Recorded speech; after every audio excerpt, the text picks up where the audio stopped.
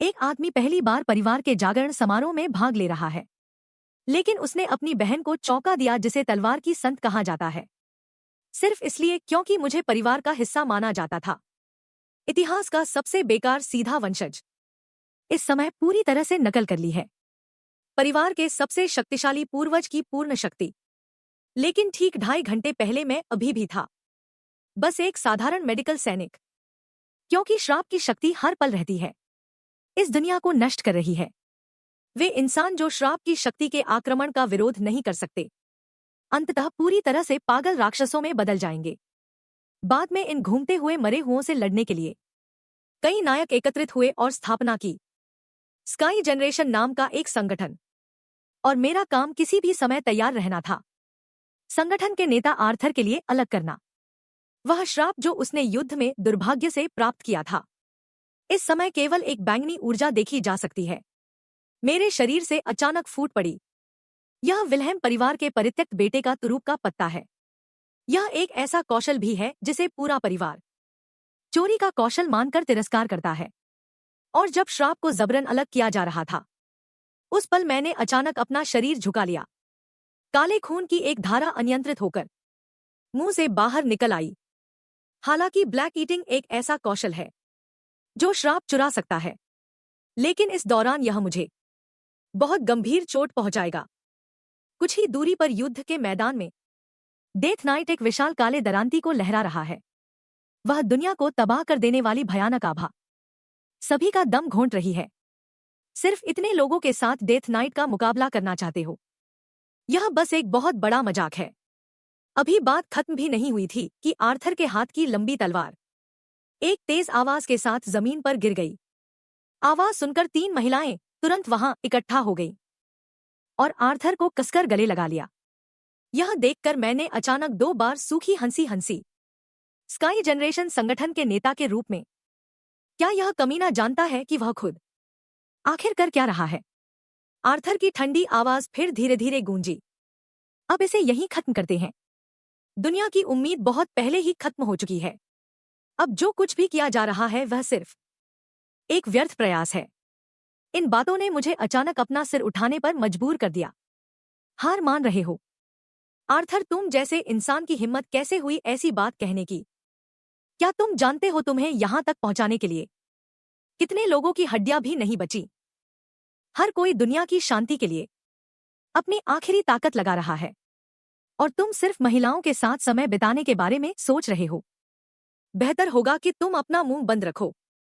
बेकार राजकुमार कुराशु। बोलने वाली व्यक्ति इफानिया साम्राज्य की तीसरी पीढ़ी की महारानी सिगुलिन थी। उसकी नजर में लॉर्ड आर्थर ने पहले ही अपनी पूरी ताकत लगा दी थी, और चाहे कुछ भी हो आर्थर ही पूरे इफानिया साम्राज्य की उम्मीद है। और मुझ जैसा बेकार इंसान जो सिर्फ चोरी करना जानता है, उसे उपदेश देने का कोई अधिकार नहीं है। इसने मुझे अविश्वास में अपना हाथ माथे पर रखने को मजबूर किया। अगले ही पल मैं अचानक पागलों की तरह हंसने लगा। मैं वह बेकार इंसान हूं जिसे परिवार ने त्याग दिया है, और तुम लोगों की नजर में एक चोर भी हूं।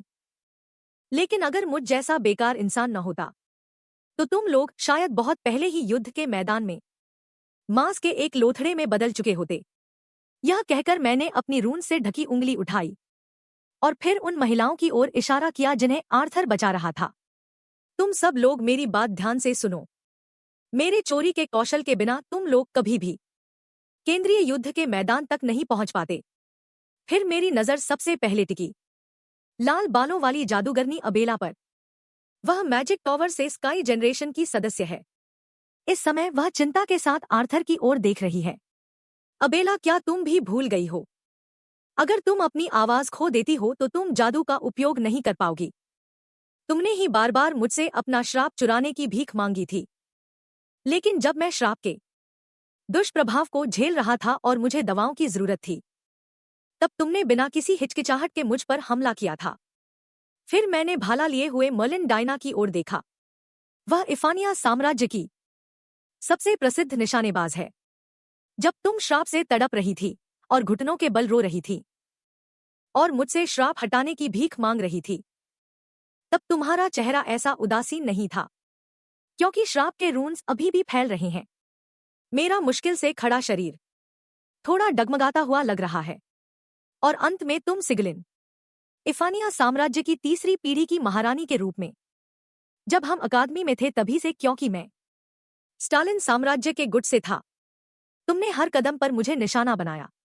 लेकिन इसके बावजूद मैंने सारा अपमान सहा और तुम्हारी आंखों को ठीक करने के लिए अपनी पूरी ताकत लगा दी, सिर्फ इसलिए क्योंकि तुम लोग स्काई जनरेशन के सदस्य हो जिन्हें दुनिया को बचाने के लिए चुना गया है।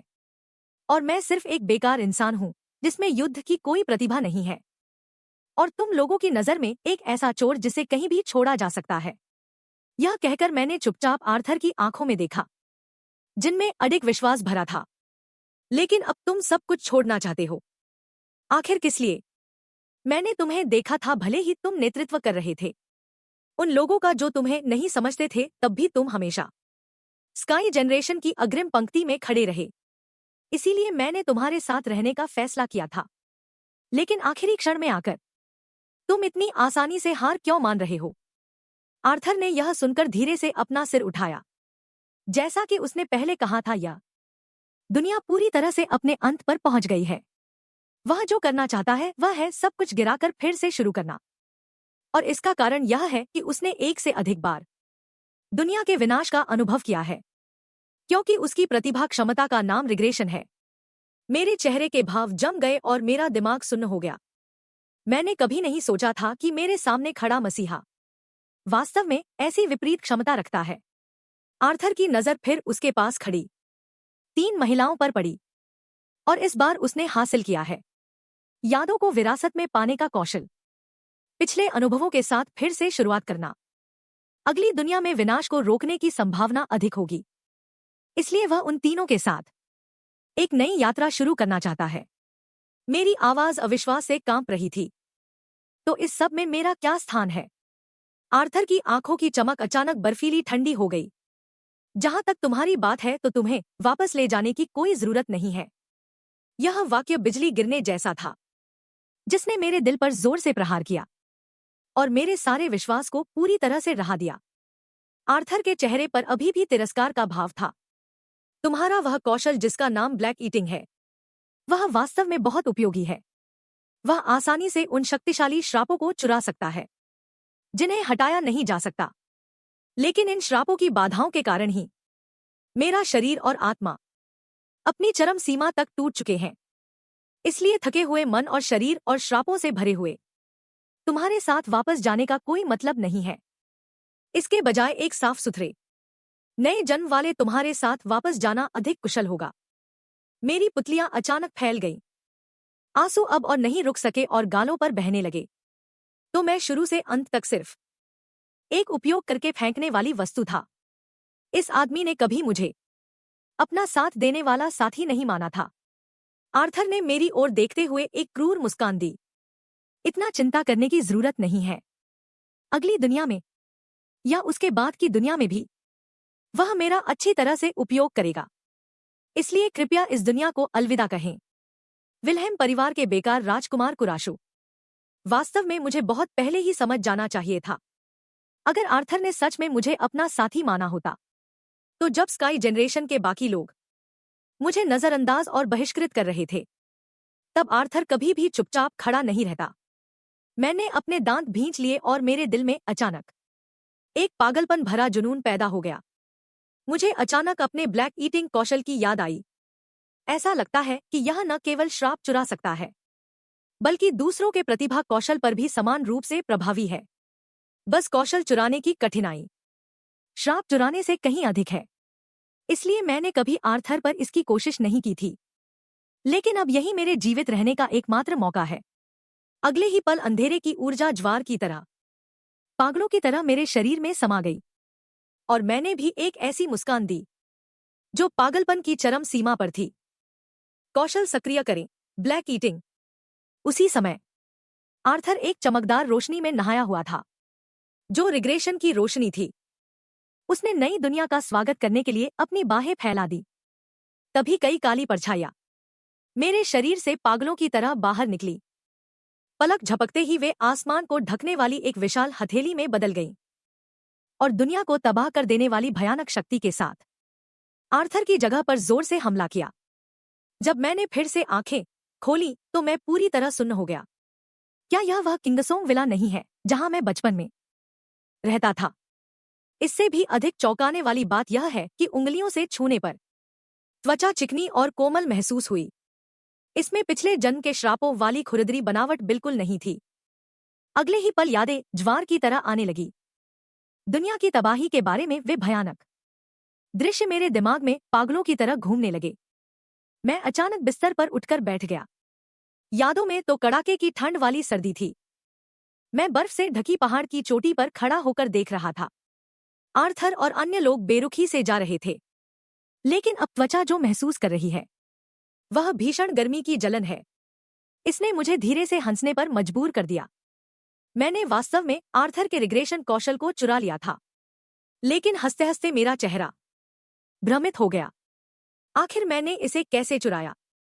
दुनिया को लगता है कि मेरा ब्लैक ईटिंग कौशल बिना किसी सीमा के अपनी मर्जी से चुरा सकता है, लेकिन कोई नहीं जानता कि इसमें एक घातक दोष है।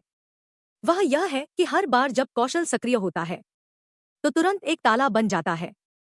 केवल उस ताले को खोलकर ही मैं चोरी कर सकता हूं, और उस ताले को खोलने की कठिनाई पूरी तरह से इस पर निर्भर करती है कि धारक उस लक्ष्य को कितना महत्व देता है, चाहे वह सड़क के किनारे का एक साधारण पत्थर ही क्यों न हो। अगर धारक उसे किसी खजाने की तरह मानता है तो ताला खोलने की शर्तों की कठिनाई अपनी चरम सीमा तक बढ़ जाएगी, और रिग्रेशन कौशल जैसी विपरीत क्षमता के लिए दूसरा व्यक्ति निश्चित रूप से इसे बहुत महत्व देता होगा। इसलिए चोरी की कठिनाई तेजी से बढ़नी चाहिए थी। मैंने पुनर्जन्म से पहले के दृश्य को फिर से याद किया। ब्लैक ईटिंग उस समय वास्तव में सफलतापूर्वक सक्रिय हुआ था, लेकिन मैंने वह ताला बिल्कुल नहीं देखा जो वहां होना चाहिए था।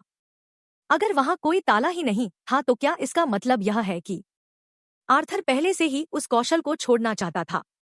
वह आदमी जिसे नायकों का राजा कहा जाता है, कभी कभी वह बहुत थका हुआ चेहरा दिखाता था, जैसे वह अकेले ही हजारों किलो का बोझ उठा रहा हो और बार बार विनाश की ओर बढ़ती दुनिया को देख रहा हो।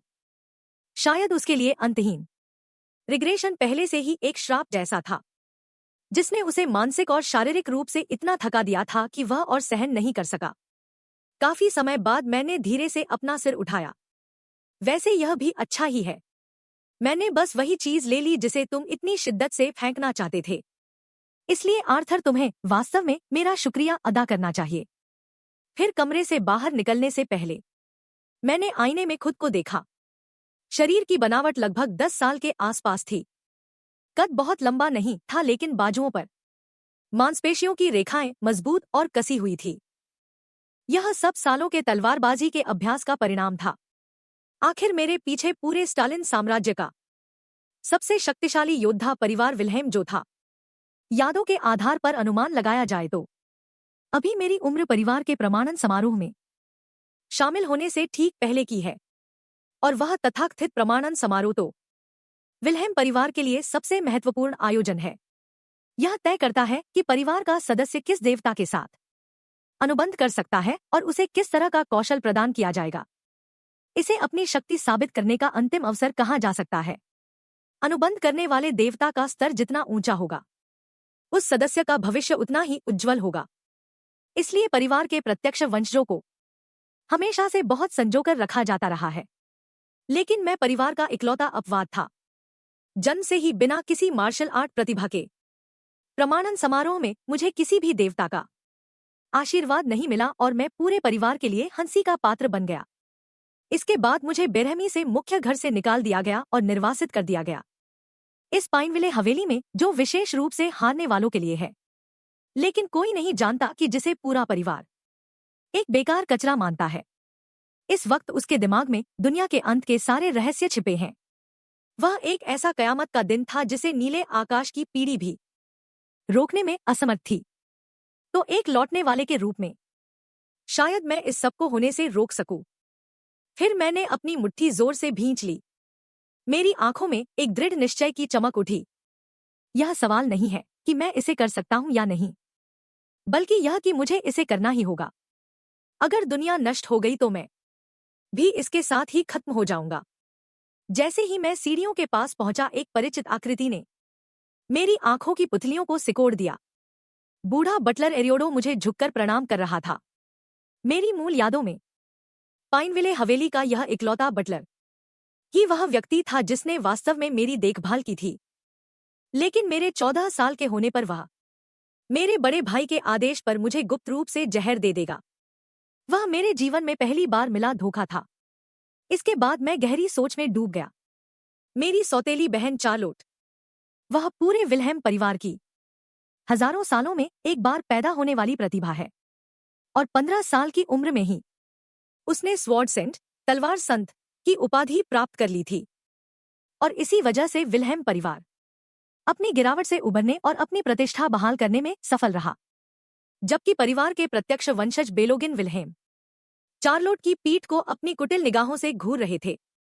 विल्हेम परिवार के पहले उत्तराधिकारी का पद उसे हर हाल में चाहिए था, लेकिन चार्लोट से निपटने का जोखिम बहुत ज्यादा था और उसकी मां भी काफी मुश्किल चुनौती थी। इसलिए बेलोगिन की नजरें मुझ पर आ टिकी। इसके बाद बेलोगिन ने स्वाभाविक रूप से एरियोडो को ढूंढ निकाला। उसने एक अजीब सी गंध वाली बोतल धीरे से एरियोडो की तरफ खिसकाई। अगर कुरैशू जैसे बेकार को एक बूंद भी पिला दी जाए तो उसकी बेटी के इलाज का खर्च और उसके कारण चढ़ा हुआ कर्ज सब चुकता हो जाएगा। एरियोडो ने अपनी आंखें बंद कर ली। मास्टर कुरैशू वह बच्चा था जिसे उसने अपने बेटे की तरह पाला था। वह अपने अंतर्मन के खिलाफ जाकर ऐसा काम कभी नहीं कर सकता था। बेलोगिन की नजरें एक ठंडी तलवार की धार की तरह दिल को चीर रही थी। तो क्या तुम किसी और के बच्चे को चुनना चाहते हो, न कि अपनी सगी बेटी को?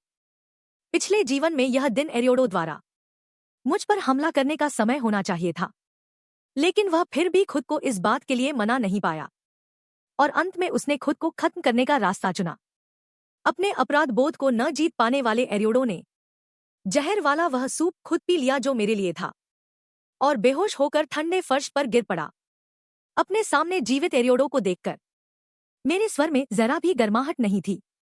मेरे भाई बेलोगिन ने तुम्हें मुझे मारने के लिए जो जहर दिया है, तुमने उसे कहाँ छिपाया है? एरियोडो का पूरा शरीर सुन्न हो गया। उसके चेहरे का रंग पल भर में उड़ गया। उसने जल्दी से हाथ हिलाते हुए संकेत दिया कि वह जहर के बारे में कुछ नहीं जानता।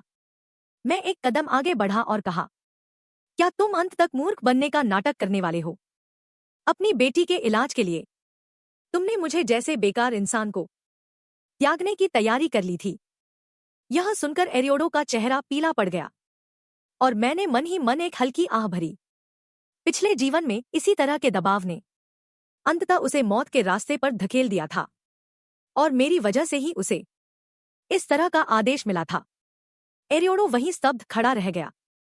उसने सोचा था कि मैं इस बात पर बहुत गुस्सा करूंगा, लेकिन न केवल मैंने गुस्सा नहीं किया, बल्कि ऐसा लगा जैसे मैंने उसे पूरी तरह माफ कर दिया हो। मैंने अपना हाथ बढ़ाया और थोड़ा नरम स्वर में कहा, अगर तुम चाहते हो कि मैं तुम्हें माफ कर दूं, तो मेरी एक शर्त है। दृश्य बदलकर अब पाइनविले हवेली के सार्वजनिक पुस्तकालय में आ गया। मैं रुका और मुड़कर एरियोडो को आदेश दिया कि वह अपने पीछे की इस दीवार को तोड़ दे। एरियोडो पूरी तरह से हैरान रह गया। उसे बहुत शक हुआ कि कहीं उसने गलत तो नहीं सुना। इस पर मैंने शांति से कहा, विल्हेम के बटलर होने के नाते यह छोटी सी बात तुम्हारे लिए मुश्किल नहीं होनी चाहिए। यह सुनकर एरियोडो ने तुरंत अपनी कमर से तलवार निकाली। अगले ही पल उसने तेजी से मुड़कर दीवार पर वार किया, और उस गिरती हुई दीवार के पीछे अचानक एक गहरा गुप्त रास्ता दिखाई दिया। एरियोडो सदमे में था और उसका मुंह खुला का खुला रह गया। ऐसी जगह पर एक गुप्त रास्ता छिपा हुआ था। इस वक्त मुझे अतीत की एक घटना याद आई। पिछले जीवन में एक बड़ी आग के बाद पाइनविले हवेली की हर चीज राख में बदल गई थी, जिसमें यह गुप्त रास्ता भी शामिल था जिसे कोई नहीं जानता था। और मेरे वापस लौटने का समय ठीक उस घटना के होने से पहले का है। एरियोडो ने गुप्त रास्ते के प्रवेश द्वार पर भारी जंजीरें देखीं और तुरंत मुझसे पूछा कि क्या उसे जंजीरों को भी काटने में मदद करनी चाहिए। मैंने हाथ उठाकर उसे रोकते हुए कहा कि इसकी जरूरत नहीं है, क्योंकि इस ताले को वह किसी भी तरह नहीं काट सकता। बात खत्म होते ही मेरे शरीर से अचानक घनी छाया ऊर्जा, शैडो एनर्जी निकलने लगी, जो तुरंत एक मुस्कुराते हुए पागल छाया राक्षस के रूप में बदल गई। अगले ही पल उस राक्षस ने अपने नुकीले पंजे बढ़ाए और गुप्त रास्ते के विशाल ताले पर झपट्टा मारा। फिर अनगिनत हिंसक छाया स्पर्शक टेंटिकल्स उसके पीछे आए और जंजीर पर जोरदार प्रहार किया। एक चीखने जैसी आवाज के साथ भारी जंजीर तुरंत टूट गई। मैंने एक हाथ से जंजीर उठाई और उसका वजन तौला। ऐसा लगता है कि मेरी शक्तियां अभी तक पूरी तरह से अपने शिखर पर नहीं लौटी हैं। पास खड़ा एरियोडो तो जैसे पूरी तरह से हक्का बक्का रह गया था। उसकी कांपती हुई आवाज ने पूछा कि क्या मैंने पहले ही किसी देवता के साथ अनुबंध कर लिया है, वरना यह कैसे संभव है कि मेरे पास इतनी भयानक शक्ति हो। यह सुनकर मेरा शरीर अचानक रुक गया। मैं लगभग भूल ही गया था कि इस समय मैं वाकई में पूरी तरह से एक बेकार इंसान था।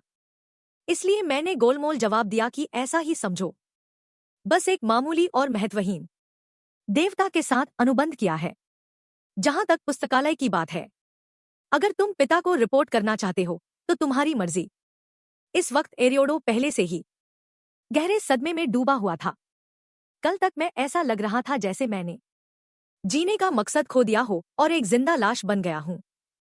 लेकिन एक ही रात में मैं पूरी तरह बदल गया और यहां तक कि मेरे पास देवताओं के अनुबंधकर्ताओं जैसी शक्ति आ गई। यह सोचकर उसने अपने दांत भींच लिए और कहा कि जब तक मैं अपना लक्ष्य पूरा नहीं कर लेता, वह किसी को भी कुछ नहीं बताएगा। इससे मेरे मन को तसल्ली हुई। तो यह वापसी की कीमत है, क्योंकि मैंने अतीत से अलग विकल्प चुना है। इसलिए एरियोडो का भविष्य भी बदल जाएगा। लेकिन मुझे धोखा देने वाला वह एरियोडो अभी भी मेरी यादों में जिंदा है। आर्थर ने मुझे इतनी आसानी से वापसी का कौशल क्यों चुराने दिया? क्या वह भी भाग्य के इसी बदलाव के कारण था? अगर मैं एरियोडो की बेटी की बीमारी ठीक कर सका, तो वह निश्चित रूप से मेरे प्रति अपनी वफादारी दिखाएगा। इसलिए अभी मुझे जल्द से जल्द अपने मोहरों को बढ़ाना होगा। लेकिन इससे पहले इस गुप्त रास्ते के अंदर की चीज ही मेरा प्राथमिक लक्ष्य है। मेरी नजरें सामने के भारी लकड़ी के दरवाजे पर टिक गईं। अगले ही पल मैंने तेजी से अपना दाहिना हाथ उठाया और हथेली में तुरंत दहकती हुई ऊर्जा जमा होने लगी।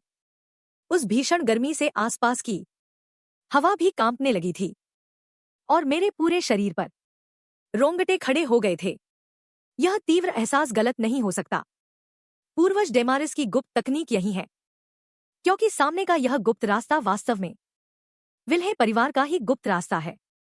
यहाँ बिना किसी कमी के विल्हेम परिवार के इतिहास के सभी असफल पूर्वजों की तकनीकें और यादें दर्ज हैं। ये देवताओं द्वारा दिए गए कौशल नहीं है, बल्कि इंसानों के खून पसीने से बने ज्ञान के मोती हैं। यह उन हारने वालों द्वारा शिखर तक पहुंचने के लिए छोड़ी गई कीमती गुप्त तकनीकें हैं। शुरुआत में यह सबके लिए खुला था, लेकिन एक व्यक्ति के आने के बाद इसे पूरी तरह बंद कर दिया गया, और वह थे पूर्वज डेमारिस विल्हेम। वह आदमी जिसे परिवार के इतिहास में सबसे बेकार माना जाता था, लेकिन दुनिया के क्षरण इरोशन का सामना करने के बाद वह बदल गया और अपनी पीढ़ी का सबसे शक्तिशाली योद्धा बन गया। डेमारिस वह विल्हेम के इतिहास का सबसे बड़ा असफल बेकार भी था और सबसे शक्तिशाली अस्तित्व भी। उस समय जब उसने अपनी शक्ति का प्रदर्शन किया था, दुनिया के शीर्ष योद्धाओं ने उसे चुनौती दी थी। परिणाम बिना किसी आश्चर्य के यह था कि कोई भी उसकी शक्ति का सामना नहीं कर सका। इसके बाद उसने दुनिया को नष्ट करने वाले श्राप की पूरी शक्ति को सोख लिया और उसे अपना बना लिया। अंत में उसने यह दर्ज करते हुए एक गुप्त किताब छोड़ी कि कैसे इस शक्ति को वश में किया जाए। लेकिन अफसोस कि बहुत पुराना होने के कारण किताब का कुछ हिस्सा खो चुका है। मुझे पहले कभी समझ नहीं आया कि डेमारिस जैसा शक्तिशाली योद्धा अंततः क्यों एक पागल राक्षस में बदल गया। अब मुझे पता चला कि दरअसल वह क्षरण शक्ति के अनियंत्रित हो जाने के कारण पूरी तरह से बदल गया था।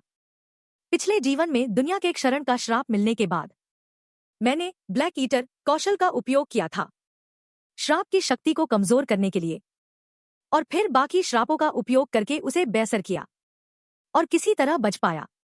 इसी सिद्धांत के अनुसार डेमारिस की गुप्त किताब में चरम रक्त विषाक्तता के नियंत्रण से बाहर होने का सामना करते हुए।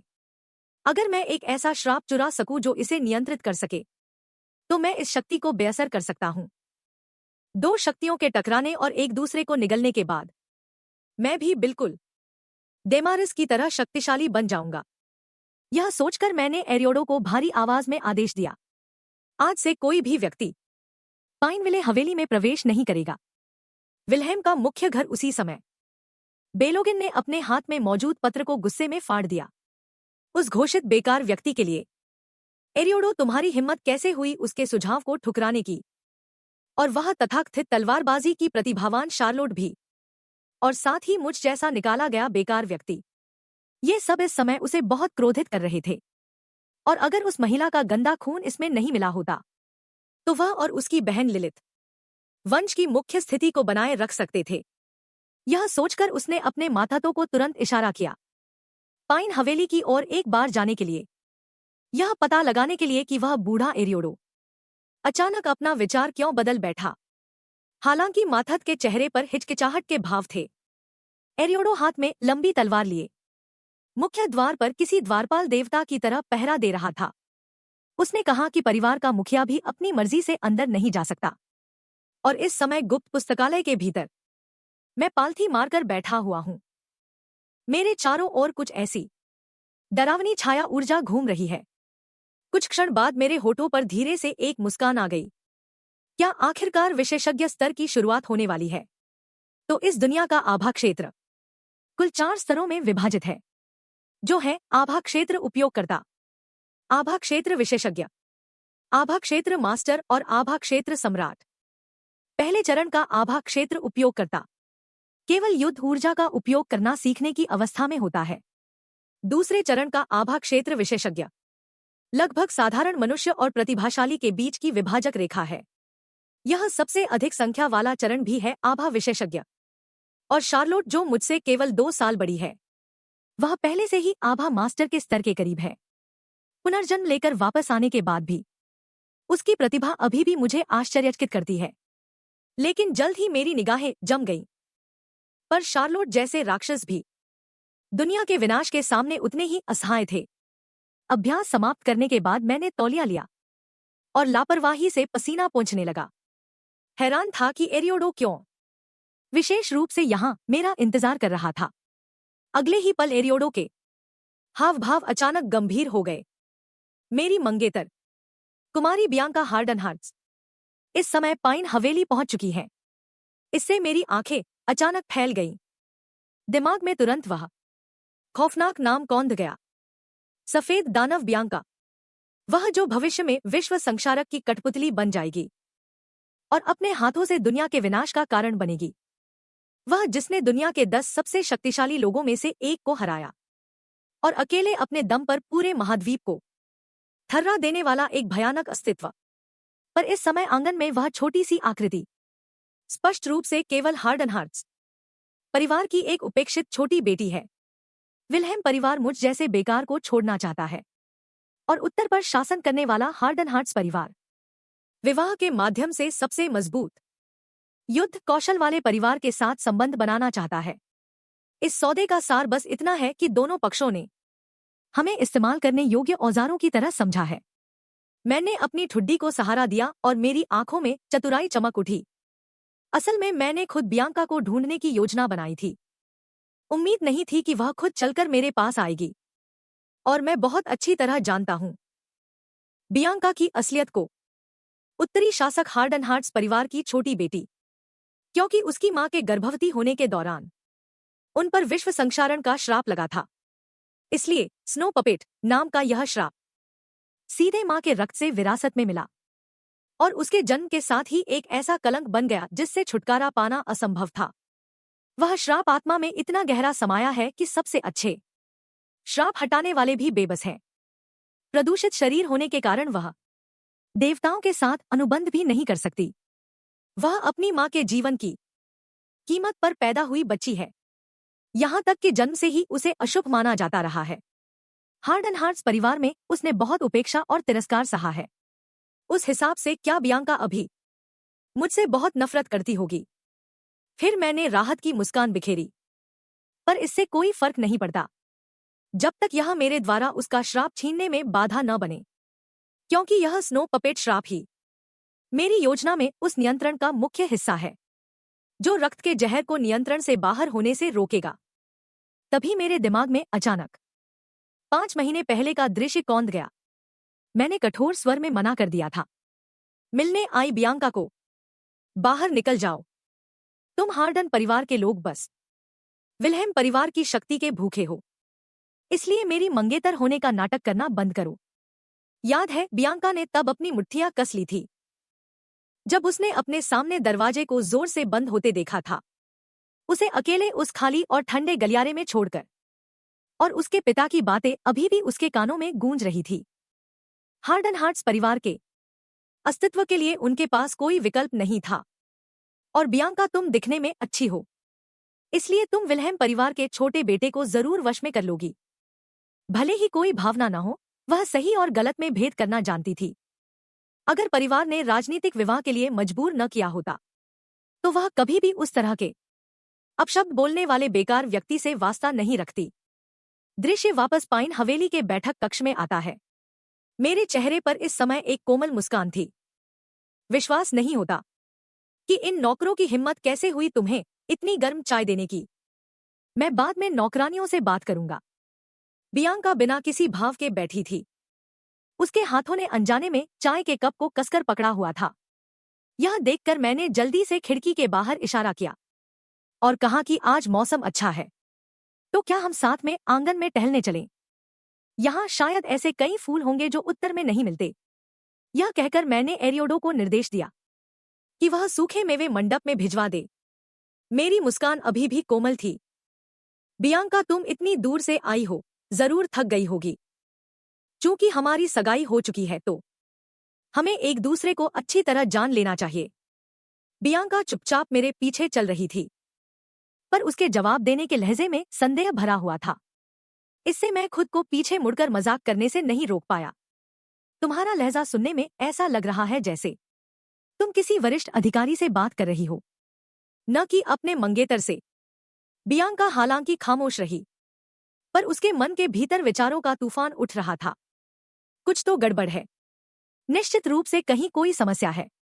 याद है पिछली मुलाकात में मेरी निगाहें जहर बुझे चाकू की तरह थी। आज तो मैं बिल्कुल अलग इंसान लग रहा था।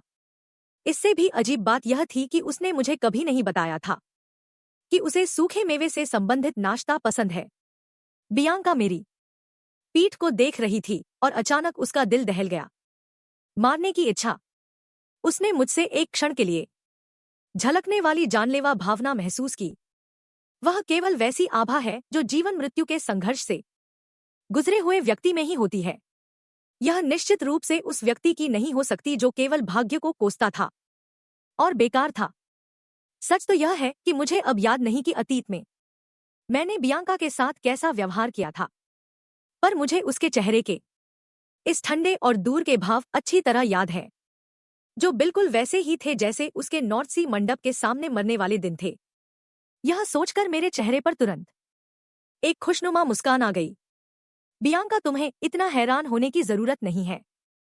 मैंने हाल ही में एक देवता के साथ अनुबंध किया है, इसलिए मेरे स्वभाव और ताकत में काफी बदलाव आया है। बियांका ने धीरे से सिर हिलाया। उसके मन का संदेह काफी हद तक कम हो गया। तो यह देवता के साथ अनुबंध के कारण है। तब तो इन सभी बदलावों का मतलब समझ आता है। इसके बाद उसने फिर से मन ही मन सोचा, मैं अभी इतना विनम्र व्यवहार कर रहा हूं, क्या इसका मतलब मैं खुद सगाई तोड़ना चाहता हूं? आखिरकार अब मुझे खुद को साबित करने के लिए विवाह के सहारे की जरूरत नहीं है। मैं अचानक ठिठक गया जैसे मैंने उसके विचार पढ़ लिए हों। फिर मैंने उदास होने का नाटक किया और कहा कि मैं समझ सकता हूं कि वह मुझ जैसे इंसान से शादी नहीं करना चाहती, और मैं बियांका की सगाई तोड़ने की इच्छा को भी समझता हूं। बियांका ने जब मुझे इस रूप में देखा तो उसके मन में एक अजीब सी भावना पैदा हुई। मैं विल्हेम परिवार का सीधा उत्तराधिकारी पुत्र हूं और देवताओं की मान्यता भी प्राप्त कर चुका हूं, पर फिर भी आत्मसम्मान इतना कमजोर क्यों है? बियांका की आंखों में एक पल के लिए उदासी झलकी, पर उसका लहजा अत्यंत दृढ़ था। वह मेरी मंगेतर है या बात कभी नहीं बदलेगी। इस बात ने मुझे पूरी तरह स्तब्ध कर दिया। उसके अडिग चेहरे को देखते हुए मेरे दिल को एक अजीब सी गर्माहट महसूस हुई। मुझे इतनी सच्ची बात सुने कितना समय हो गया था। फिर मैंने अपना गला साफ किया और सीधे मुद्दे पर आया। मैंने कहा कि मैं अपनी जागृत क्षमता के बल पर उसके शरीर से स्नो पपेट श्राप को हटाना चाहता हूं। बियांका के चेहरे पर अविश्वास था। क्या मैं उस श्राप को अपने ऊपर लेना चाहता हूं? वह श्राप जिससे प्रसिद्ध श्राप निवारक भी हार मान चुके थे, उसे मैं खुद स्वेच्छा से सहन करना चाहता हूं। मैंने शांत भाव से जवाब दिया, मेरे लहजे में एक अटल निश्चय था। अगर तुम इसे मुझे दे दो तो मैं तुम्हारी कोई भी एक इच्छा पूरी कर सकता हूं, चाहे वह सगाई तोड़ने के बारे में ही क्यों न हो। इसके पीछे मेरी एक छोटी सी योजना थी। भावनाओं का न होना ही एक फायदा है। बियांका भी निश्चित रूप से इस राजनीतिक विवाह से थक चुकी होगी। श्राप के बदले सगाई तोड़ने का यह सौदा मेरे लिए बहुत फायदेमंद था। पर बियांका के विचार कहीं और ही भटक रहे थे। उसने मेरी उस स्थिति को याद किया जहां परिवार मुझे असफल मानता था। उसने अनुमान लगाया कि मेरे और परिवार के बीच एक दूरी है। शायद मैं बस हर चीज से ऊब चुका हूं और यहां तक कि अपनी भावनाओं को भी त्याग देना चाहता हूं। एक मानसिक जादूगर ने एक बार उससे कहा था, जब किसी व्यक्ति की मानसिक शक्ति अपनी सीमा तक पहुंच जाती है तब उसका मन बीमार हो जाता है। वे शायद खुद को नुकसान पहुंचा सकते हैं या अचानक बहुत ही शांत हो सकते हैं। वे पल अक्सर बहुत खतरनाक होते हैं। वे उनके अंत की ओर बढ़ने का संकेत होते हैं। अगर उसके आसपास कोई ऐसा व्यक्ति बन जाए तो उसे हमेशा उसके साथ रहना चाहिए। इसलिए बियांका मन ही मन सोचने लगी कि कहीं ऐसा तो नहीं कि मुझे देवताओं की मान्यता नहीं मिली है, बल्कि मेरी मानसिक स्थिति खराब हो गई है। बियांका ने अचानक मेरा हाथ पकड़ लिया। कोई बात नहीं कुराशु, उसे विश्वास है कि मैं कठिनाइयों पर काबू पा लूंगा। मुझे श्राप पर निर्भर रहने की जरूरत नहीं है, बस अपनी भावनाओं को नियंत्रित करना सीखना होगा। मैं पूरी तरह भ्रमित होकर सुन्न रह गया। बियांका, शायद तुम्हें कोई गलतफहमी हुई है। बियांका ने मेरी बात का कोई जवाब नहीं दिया, बल्कि अपनी ही धुन में आगे कहती रही कि आज से वह अक्सर मुझसे मिलने आएगी। इससे मैं पूरी तरह से दंग रह गया। क्या तुम मुझसे बहुत नफरत नहीं करती हो? बियांका की निगाहें अभी भी दृढ़ थी। भले ही ऐसा हो, वह उस व्यक्ति को नहीं छोड़ सकती जो चट्टान के किनारे खड़ा हो। मेरा दिल बैठ गया और मुझे तुरंत सब समझ आ गया। बियांका एक बार जब कुछ ठान लेती है तो वह उसे पूरा करने के लिए आगे बढ़ती ही रहती है। पर उसे स्पष्ट रूप से मेरे बारे में गलतफहमी हो गई थी। यह सोचकर मैंने चुपके से ब्लैक ईटिंग कौशल का उपयोग किया। अगले ही पल उसने चुपके से बियांका की कलाई को जकड़ लिया। इसके तुरंत बाद मेरा शरीर जोर से कांप उठा, क्योंकि चोरी के श्राप को अनलॉक करने की शर्त वास्तव में बियांका का दोस्त बनना है। सोचा नहीं था कि यह एक अत्यंत दुर्लभ दोहरा लॉक ट्रिगर कर देगा। यह श्राप और बियांका जन्मजात है। सिस्टम द्वारा पहले ही उसके शरीर के एक हिस्से के रूप में मान लिया गया है। बस यह अनलॉक करने की शर्त वास्तव में बियांका का दोस्त बनना है। यह तो उसका मंगेतर बनने से भी कहीं अधिक कठिन है। और बियांका के मन में मेरे लिए पहले से ही कोई भावना नहीं है। वह किसी भी चीज की परवाह नहीं करती। यदि उसे हेडन हार्ट्स परिवार में वापस जाने दिया गया तो यह उसके आत्मविनाशकारी राक्षस में बदलने की गति को बढ़ा देगा। इसलिए उसे अपने पास रखना जरूरी है। इससे वह सफेद राक्षस बनने से भी रुक जाएगी और इस बहाने श्राप को अनलॉक करने का अवसर भी मिल सकेगा। यह सोचते ही मैंने तुरंत मुस्कान ओढ़ ली। यह सुनकर मुझे बहुत खुशी हुई और मैं भी चाहूंगा कि मैं अक्सर अपनी मंगेतर से मिल सकूं। कुछ क्षणों बाद मैं दरवाजे पर खड़ा होकर बियांका के रथ को धीरे धीरे दूर जाते देखता रहा, क्योंकि बार बार आने जाने के लिए मुझे पहले उसके पिता की अनुमति लेनी होगी। जहां तक बियांका के अगले आगमन का सवाल है, यह लगभग 1 महीने बाद होगा।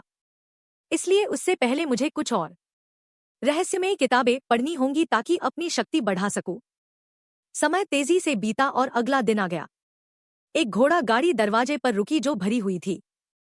बड़े और छोटे घरेलू सामानों से आवाज सुनकर पीछे मुड़ा तो देखा कि बिया का साया हवेली के दरवाजे पर दिखाई दिया। उसने बहुत ही शांत स्वर में मुझे अभिवादन किया। शुभ प्रभात, क्लॉशियो। उसने निर्णय लिया है कि आज से वह यही क्विंगसो हवेली में रहेगी। आगे के लिए कृपया मेरा मार्गदर्शन करें कि मैं और बियांका कई महीनों से साथ रह रहे हैं। फिर जैसे ही सिर घुमाया, मैंने बियांका को देखा, जो शांति से बिस्तर के किनारे सिमटकर गहरी नींद में सो रही थी। उस छोटी सी आकृति को देखकर मैंने मन ही मन सोचा, बियांका कल रात फिर यहीं सो गई थी। अगर किसी ने देख लिया तो निश्चित रूप से गलतफहमी होगी। प्रशिक्षण मैदान में कदम रखने तक भी मैं अभी भी थोड़ा सुध-बुध खोया हुआ था। तभी मुझे अचानक याद आया, मैं और बियांका कई महीनों से एक साथ रह रहे हैं। मुझे याद है कि वह अचानक क्विंगसो हवेली में आई थी और बहुत ही शांत भाव से कहा था कि आज से वह यहीं रहने वाली है। अब सोचने पर बियांका में भावनाओं की कमी है। शायद अपने परिवार के प्रति भी उसकी भावनाएं बहुत कम हैं।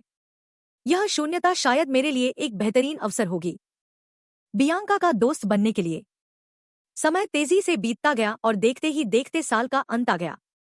और इसका मतलब यह भी था कि लाहेरुन अकादमी के खुलने का दिन करीब आ रहा था। वह अकादमी जिसे 4 बड़े साम्राज्यों ने मिलकर बनाया था, जो दुनिया के आक्रमण का सामना करने के लिए थी। विशेष रूप से दुनिया के क्षरण का मुकाबला करने वाले प्रतिभाओं को तैयार करने के लिए। और वहां केवल 15 से 20 वर्ष के छात्रों को ही प्रवेश मिलता है। पिछले जीवन में वहां ने अनगिनत एथर जनरेशन के सदस्य तैयार किए थे, वे लोग जिनके पास चीटिंग स्तर के कौशल थे। यह सोचते ही मैंने चुपके से अपनी मुट्ठियां भींच ली। पिछले जीवन के अनुभव के कारण मैं उन लोगों की कमजोरियों को अच्छी तरह जानता था। प्रवेश मिलते ही मैं आसानी से उनके कौशल चुरा सकता था। लेकिन हाल ही में ऐसा लगता है कि मेरी प्रतिभा एक बाधा तक पहुंच गई है। केवल पूर्वजों की गुप्त पुस्तकों के सहारे मैं अधिकतम विशेषज्ञ के शुरुआती स्तर तक ही पहुंच पा रहा हूं। ऐसा लगता है कि मुझे जल्द से जल्द बियांका का स्नो डॉल श्राप चुराना होगा। फिर जैसे ही मैंने प्रशिक्षण मैदान का दरवाजा खोला, सचमुच मैंने बियांका को एक तरफ बैठकर मेरा इंतजार करते देखा। मैंने सहजता से पूछा, क्या तुम आज भी यहाँ इंतजार कर रही हो?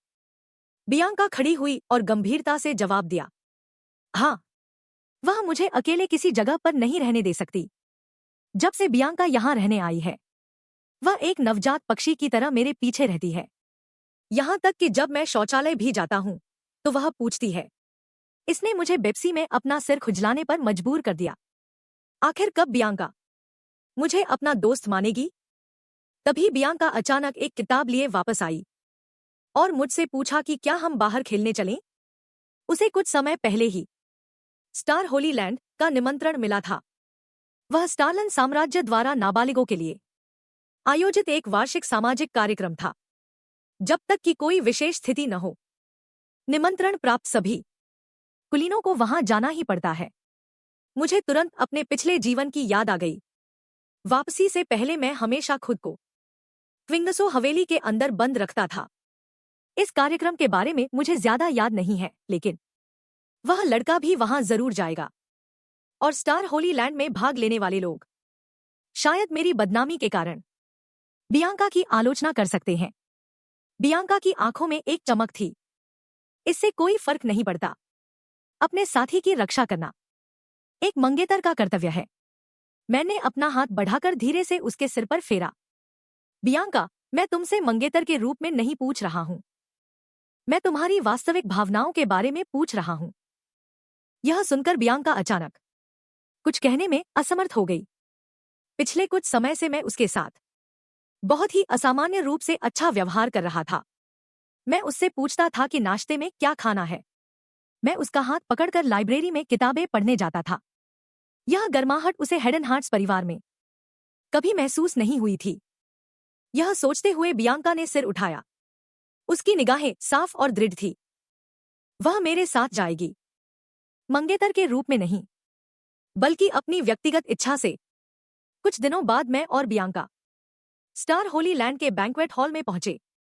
इस दुनिया में कुलीनों को सम्मान मिलने का मुख्य कारण यह है कि उन्हें आम लोगों की ओर से दुनिया के क्षरण का सामना करना पड़ता है। लेकिन पार्टी में डूबे हुए ये लोग क्या वास्तव में स्टालन साम्राज्य का भविष्य संभाल पाएंगे? मिस्टर क्लॉशियो विल्हेम और मिस बियांका हेडनहार्ट्स का स्वागत है। जैसे ही उद्घोषक की ऊंची आवाज गूंजी, लोग आपस में चर्चा करने लगे। क्या वही विल्हेम परिवार का बेकार छोटा बेटा है? शायद बगल वाली सुंदर महिला उत्तरी शासक के उस श्रापित बेटी के साथ है। इस सुंदर चेहरे के लिए कितनी अफसोस की बात है। लेकिन सुना है कि उनकी सगाई बचपन में ही हो गई थी। दो अजीब लोगों की जोड़ी, एक तरह से उनके स्तर के अनुकूल ही है। मेरे चेहरे पर कोई भाव नहीं था। मुझे इन ढोंगी कुलीनों की चर्चा की कोई परवाह नहीं थी। इन लोगों के साथ मिल जाना ही वास्तव में गिरावट होगी। तभी भीड़ में से एक आवाज आई, क्या यही विल्हेम परिवार का छोटा बेटा है? मेरी नजर बोलने वाले 3 लोगों पर पड़ी। ये तीनों बाद में एथर जनरेशन में शामिल हुए और अंततः स्टार्लन साम्राज्य के 3 नायक बने। और वे मुझ में दिलचस्पी इसलिए ले रहे थे, शायद शर्लोट के कारण। सचमुच अगले ही पल मैंने शर्लोट को लाल पोशाक पहने हुए वहां देखा। उसने आसपास के कुलीनों पर एक नजर डाली। उसके चेहरे पर घृणा के भाव थे। यह पोशाक अच्छी है, बस यहां आने वाले लोग बहुत कमजोर हैं। क्या कहा, स्टार होली लैंड? उसकी नजर में इसे कचरा घर कहना चाहिए। बियांका ने धीरे से मेरा कपड़ा पकड़ा। उसकी आवाज कोमल लेकिन दृढ़ थी। उसने मुझसे कहा कि आसपास की आवाजों पर ध्यान न दूं। मेरा दिल पसीज गया। बियांका खुद भी लोगों की बातों का शिकार थी, फिर भी वह मेरी चिंता कर रही थी। तभी उद्घोषक की आवाज फिर से सुनाई दी, प्रिय डार्लिन, फेलियन का स्वागत है। आने वाला कोई और नहीं बल्कि फेलियन था, कीमियाग्रो एल्केमिस्ट में एक विलक्षण प्रतिभा, महल का सबसे दिखावा करने वाला व्यक्ति। और वही मुख्य कारण है कि मैंने स्टार होली लैंड में आने का फैसला किया। मुझे याद है, वापसी से पहले वाली दुनिया में मेरे नग्न शरीर पर अजीबोगरीब काले प्रतीक रून्स भरे हुए थे, जो देखने में अंधेरे की लताओं के कसकर लिपटे होने जैसा था।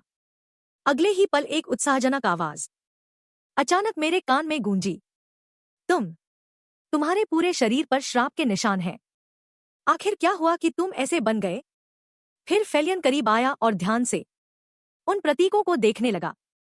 वह बुदबुदा रहा था, यह क्षरण स्वरूप का श्राप लगता है। इस फॉर्मूले के साथ उस रिएजेंट का उपयोग करके इसे ठीक किया जा सकता है। यह कहते हुए फेलियन ने अपनी बाहें फैला दी और एक पागलपन भरी मुस्कान दी। तो फिर वह सीधे शुरू हो गया। मेरा चेहरा जबरदस्ती एक तरफ मोड़ दिया गया। भले ही मैंने बहुत संघर्ष किया, लेकिन मेरा मुंह दबा दिया गया था, जिससे मैं केवल अस्पष्ट चीखें निकाल पा रहा था। और यही मेरा दुनिया के सबसे महान कीमियागर के साथ पहला मिलन था। दृश्य वापस स्टार होली लैंड के बैंक्वेट हॉल में आता है, जब फेलियन आसपास के लोगों का ध्यान खींचने में व्यस्त था। मैंने लंबी मेज से मिठाई का एक पात्र उठाया और बियांका को देते हुए कहा कि वह यही मेरा इंतजार करे। बियांका का मुंह खाने से भरा हुआ था। उसने अस्पष्ट रूप से सिर हिलाया और जब मैं मुड़ा तो मेरा सामना फेलियन की खोजी नजरों से हुआ। वह लड़का, मुझे लगता है मैंने उसे कहीं देखा है। फेलियन की आंखें चमक उठीं। वह बिल्कुल शर्लोट विल्हेम जैसा दिखता है। क्या पता मैं उसका भाई हूं? मेरे चेहरे पर एक चुनौतीपूर्ण मुस्कान आई। तो क्या महान कीमियागर को मुझ में दिलचस्पी होने लगी है? फेलियन की मुस्कान तुरंत जम गई। उसने अपनी आंखें सिकोड़ी और स्वर थोड़ा ठंडा हो गया। कितना उकसाने वाला बच्चा है। चूंकि मैंने सफलतापूर्वक उसकी दिलचस्पी जगा दी है, तो बेहतर होगा कि वह तैयार रहे। बैंक्वेट हॉल के एक कमरे के भीतर फेलियन ने मेरी ओर पीठ किए अचानक पूछा, विल्हेम परिवार का छोटा बेटा अब कितने साल का है? मैंने अपनी पलकें झुका ली। आवाज शांत थी, लेकिन उसमें एक अटूट दृढ़ता थी। 13 साल। मैं अंदाजा लगा सकता हूं कि फेलियन यह सवाल क्यों पूछ रहा था, क्योंकि पिछले जीवन की यादों के कारण मैं हमेशा दूसरों को बहुत परिपक्व महसूस कराता हूं। फेलियन ने एक तलवार उठाई और फिर दूसरी मेरी ओर फेंक दी। इससे मेरी आंखें फैल गईं और मैंने घबराकर हाथ उठाया, तलवार के मूठ से उस आती हुई तलवार को रोका। हालांकि मेरे हाथ में बेकाबू तरीके से झुनझुनी वाला दर्द महसूस हो रहा था, लेकिन मैंने अपने दांत भींच लिए। दोनों हाथों से तलवार पकड़कर मैंने फेलियन की तलवार के वार का मुकाबला किया। अगले ही पल मैंने अचानक तलवार चलाई। नीली ऊर्जा तलवार की धार से एक तेज चाप आंख बनाते हुए निकली। फेलियन ने दांत भींचकर उसे रोका। उसके चेहरे पर अविश्वास के भाव थे। सुना था कि मैं एक बेकार इंसान हूं। मेरे चेहरे पर कोई भाव नहीं था, लेकिन मन में तेजी से गणना चल रही थी। भले ही मैं कमजोर दिखता हूं, लेकिन मेरा दैनिक प्रशिक्षण कभी नहीं छूटा। मन में सोच रहा था कि एक विद्वान के खिलाफ बल प्रयोग करना बेकार है। उसे डगमगाने के लिए उन चीजों का इस्तेमाल करना होगा जिनकी वह परवाह करता है। फिर मैंने अचानक अपनी आवाज धीमी कर ली, तलवारों के टकराने के बीच के अंतराल में वापस मुड़ते हुए। तुम्हारे उस अभिशाप को बेअसर करने वाले शोध के बारे में मुझे तुम्हारी मदद करने में कोई आपत्ति नहीं है। इन शब्दों ने डैनफिलियन की पुतलियों को तुरंत सिकोड़ दिया। एक मूर्ख लड़का कीमिया के बारे में कितना जान सकता है कि उसने उसके साथ सहयोग करने की बात कहने की हिम्मत की। मैंने स्थिरता के साथ फिर से हमले को चकमा दिया। मन ही मन समझ गया कि मेरी इन बातों ने सामने वाले के कमजोर बिंदु पर प्रहार किया है। यह सोचकर मैंने फिर से हमला किया। दूसरे अभिशापों का उपयोग करके बेअसर करना। विश्व भक्षक का अभिशाप। यह एक ऐसी समस्या है जिसे आज तक अभिशाप निवारक भी हल नहीं कर पाए हैं। एक प्रथम श्रेणी का कीमियागर बनने के लिए तुम्हें इस शोध की व्यवहार्यता साबित करनी होगी। क्या मैं सही नहीं कह रहा हूं? अगर हो सके तो मैं शोध पूरा करने में तुम्हारी मदद करूंगा। अभिशाप चुराने की मेरी क्षमता का उपयोग करके डैनफिलियन क्षण भर के लिए पूरी तरह चकित रह गया। उसकी आंखों में जुनून की भावना भरी थी। अभिशाप चुराने की क्षमता? लेकिन मैं तो एक ऐसा शख्स हूं जिसने आभा तक हासिल नहीं की है। अगर मैं जो कह रहा हूं वह सच है, तो यह अभिशाप के नियंत्रण और बेअसर करने के सिद्धांत दोनों को साबित करने का एक बेहतरीन अवसर है। डैनफिलियन अचानक करीब आया। इसके लिए उसे क्या कीमत चुकानी होगी? रे क्या सोंग, या फिर मुझे उसका बॉयफ्रेंड बनाना चाहता है? मैंने घृणा भरे चेहरे के साथ उसकी बात काट दी। भविष्य में मुझे शायद कई अभिशाप मिलेंगे, इसलिए मैं चाहता हूं कि तुम कुछ ऐसी दवाएं बनाओ जो अभिशाप के प्रतिकूल प्रभावों को कम कर सके। कहने के बाद मेरे विचार अतीत में डूब गए। केवल चुराने की क्षमता पर निर्भर रहना काफी नहीं है। यहां तक कि असाधारण कौशल वाली स्वर्गीय पीढ़ी भी अंततः दुनिया के विनाश को नहीं रोक सकी। मेरे जैसे एक पूर्व असफल व्यक्ति को हर संभव साधन अपनाना चाहिए, चाहे वह दवा हो या कुछ भी जो मुझे मजबूत बना सके। मैं किसी भी चीज को हाथ से नहीं जाने दूंगा। और उस समय डैनफिलियन को याद आया चार्लोट का वह अत्यधिक प्रभावशाली प्रतिभाशाली व्यक्तित्व। ऐसा लगता है कि विल्हेम परिवार के ये दोनों भाई बहन वास्तव में उसे बेहद दिलचस्प लगते हैं। फिर उसने अचानक अपनी बात का रुख बदला और मुझसे पूछा कि क्या मैं नए स्थापित लाहेलन अकादमी जा रहा हूं। मैं मुस्कुरा दिया। क्या यह एक स्पष्ट उत्तर नहीं है? अकादमी उन क्षमताओं से भरी है जिन्हें मैं चुरा सकता हूं। यह तो मेरे लिए ही बना एक मंच है। कहने के बाद मैंने शांति से डैनफिलियन की ओर देखा। इसके अलावा मुझे तुमसे एक और काम है। तुम्हें रंग बदलने वाली बीमारी के बारे में पता होना चाहिए। वह बीमारी जिसमें त्वचा नीली काली हो जाती है और अंततः व्यक्ति की मृत्यु हो जाती है, वह लाइलाज बीमारी। मैं चाहता हूं कि तुम इस बीमारी का इलाज बनाओ। डैनफिलियन के चेहरे की मुस्कान तुरंत जम गई। क्या मुझे नहीं पता कि लाइलाज बीमारी का क्या मतलब होता है? यहां तक कि राज्य के सबसे बेहतरीन कीमियागर होने के नाते भी वह यह नहीं कर सकता। मैंने धीमी आवाज में उत्तर दिया। लेकिन अंततः तुमने इसे कर दिखाया था। बस बहुत समय के बाद जब तुम इलाज तैयार कर लो तो पाइन मेंशन में आकर मुझसे मिलना। और डैनफिलियन से अलग होने से पहले मैंने फिर से एक सवाल पूछा। वैसे एक बात है जिसे लेकर मैं हमेशा उत्सुक रहा हूं। तुम मेरी बहन चार्लोट को बहुत पसंद करते हो ना? सकारात्मक उत्तर मिलने के बाद मैंने फिर से पूछा। तो फिर तुमने क्यों कहा कि तुम्हारे बगल की जगह खाली है और मुझे अपना बॉयफ्रेंड बनाने का प्रस्ताव क्यों दिया? डैनफिलियन ने अपने हाथ जोड़े और चेहरे पर एक रहस्यमयी मुस्कान बिखेरी। मास्टर कुराशु अभी भी एक दुनियादारी से अनजान बच्चे हैं। दरअसल उसे लड़के भी पसंद है। मैं पूरी तरह सुन्न हो गया और तुरंत सदमे के कारण बोल नहीं पाया। मैंने झटके से डैनफिलियन का हाथ झटक दिया और मुड़कर बाहर की ओर भागा। जैसे ही मैं बैंक्वेट हॉल के दरवाजे पर पहुंचा, मैं अचानक रुक गया। देखा कि एक अजनबी आदमी इस वक्त बियांका की कलाई को मजबूती से पकड़े हुए था। अगले ही पल मैं बिजली की गति से भीड़ के बीच से निकला और एक पूरी ताकत से भरी फ्लाइंग किक जोर से उस आदमी के चेहरे पर दे मारी। मेरी आवाज जमी हुई बर्फ की तरह ठंडी थी। तुम्हें मेरे व्यक्ति को छूने की हिम्मत किसने दी? इस पल मेरी आंखें बर्फ की तरह ठंडी थी। फिर मैं कदम करीब आया। तुम्हारी हिम्मत कैसे हुई एक केवल 12 साल के बच्चे पर हाथ डालने की? क्या वाकई तुम्हारी ऐसी गंदी पसंद है? तुम कचरा कहीं के। आदमी घबराकर जल्दी से पीछे हटा। उसकी उंगली भीड़ की ओर इशारा करते हुए चिल्लाई, सफाई देते हुए कि वह केवल राजकुमारी क्लाउडिया के आदेश पर बियांका को ले जाने के लिए यहां आया था। भीड़ में चर्चा की आवाजें अचानक तेज हो गईं। क्या यह उस दूसरी राजकुमारी का आदेश है? मेरी पुतलियां अचानक सिकुड़ गई। तो यह क्लाउडिया स्टालिन है। स्टालिन शाही परिवार की वह महिला जो जोड़तोड़ की राजनीति में सबसे माहिर है। मेरी नजर धीरे से हटी और भीड़ के एक कोने में खड़ी एक छोटी सी आकृति पर पड़ी। बियांका के शरीर में उत्तरी क्षेत्र के शासकों का रक्त है, लेकिन अभिशाप के कारण सभी रईसों द्वारा उसे तुच्छ समझा जाता है। राजकुमारी जो हमेशा केवल वफादार सेवकों के साथ रहती है, उसने बियांका को विशेष रूप से क्यों बुलाया? इसके पीछे निश्चित रूप से कोई साजिश है। फिर मेरी आंखों के कोने से भीड़ की छाया को देखा। कुछ रईसों की आकृतियां चुपके से सब कुछ देख रही थी। अंधेरे में एक धुंधली आकृति भी दिखाई दी, जिसके होठों पर एक अजीब मुस्कान थी। मुझे अचानक एक बात याद आई। यानिक्स ग्लेजर, वह आदमी जो हमेशा मेरी बहन चार्लोट को परेशान करता था। सितारों के पवित्र स्थल पर सार्वजनिक रूप से हारने के बाद वह चार्लोट से नफरत करने लगा था, लेकिन फिर भी उसकी प्रशंसा किए बिना नहीं रह सका। वह जानता था कि वह चार्लोट को नहीं जीत सकता, इसलिए उसने मुझ पर, उसके छोटे भाई पर निशाना साधा। इससे मैं अपनी हंसी नहीं रोक पाया।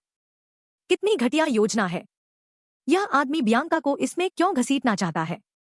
मैंने अपने कदम बढ़ाए और धीरे से कहा, मुझे वहां ले चलो, लेकिन दूसरी राजकुमारी से मिलने नहीं, बल्कि उस यानिक्स से मिलने। फिर मैंने अपने पास खड़ी बियांका की ओर देखा। मन संदेह से भरा था। वापसी से पहले की यादों की वजह से ही मैं यह जान पाया कि इसके पीछे का व्यक्ति यानिक्स है, लेकिन 12 साल की बियांका को यह सब पता होना बिल्कुल असंभव है। तो उसने राजकुमारी के आदेश को क्यों मना किया? यह सोचकर मैंने बियांका की आंखों में सीधे देखा और उससे पूछा कि उसने राजकुमारी के आदेश का पालन क्यों नहीं किया। बियांका ने धीरे से अपनी पलकें झुका ली। ऐसा इसलिए था क्योंकि मैंने पहले ही उसे यहां मेरा इंतजार करने के लिए कहा था।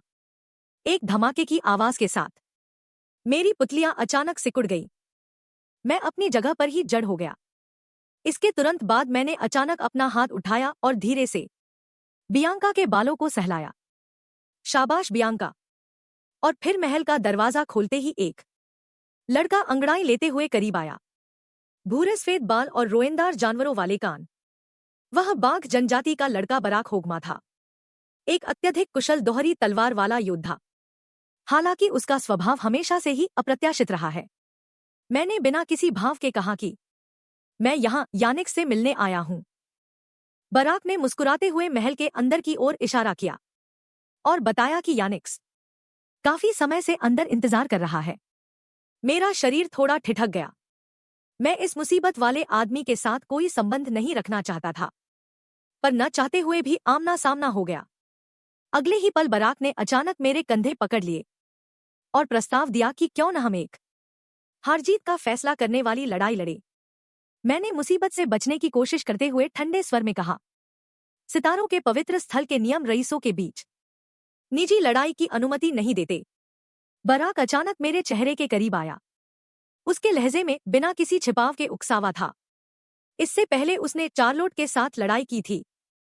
मैं उसका भाई हूं, तो मुझे भी लड़ना आना चाहिए। लेकिन मेरी इस शक्ल को देखकर लगता है कि मैं चार्लोट से काफी कमजोर हूं। मैं मन ही मन हंस पड़ा। अफवाहें वाकई सही थी। चार्लोट के खिलाफ लड़ाई में बराक ने यानिक्स से कहीं बेहतर प्रदर्शन किया था।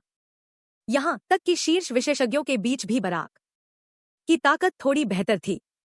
उस अप्रत्याशित जंगली जानवर जैसी लड़ने की प्रवृत्ति का तो जिक्र ही क्या करना।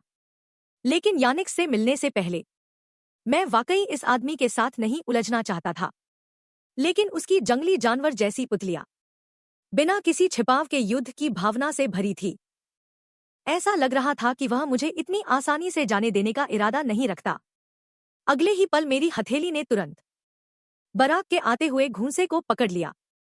इससे बराक का चेहरा आश्चर्य से भर गया। जाहिर तौर पर उसे उम्मीद नहीं थी कि मैं उसके हमले को इतनी आसानी से रोक लूंगा। मेरी आंखें ठंडी थी और फिर मेरी बाह ने अचानक ताकत लगाई।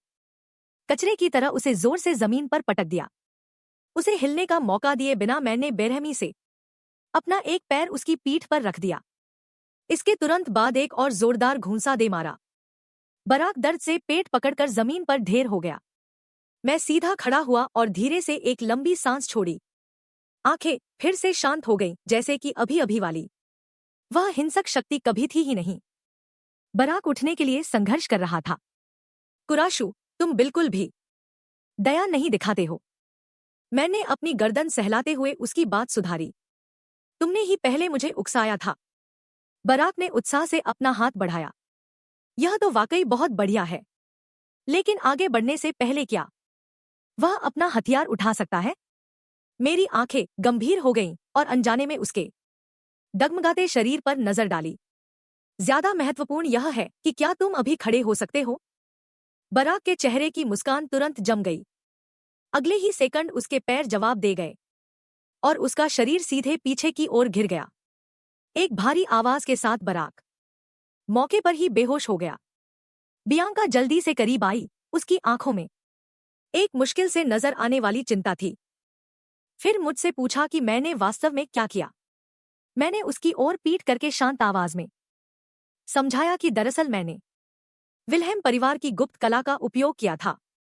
वह विल्हेम के निर्वासितों द्वारा बनाई गई एक प्राचीन निषिद्ध कला है, जो कम से कम दूरी में अधिकतम विनाशकारी शक्ति पैदा कर सकती है।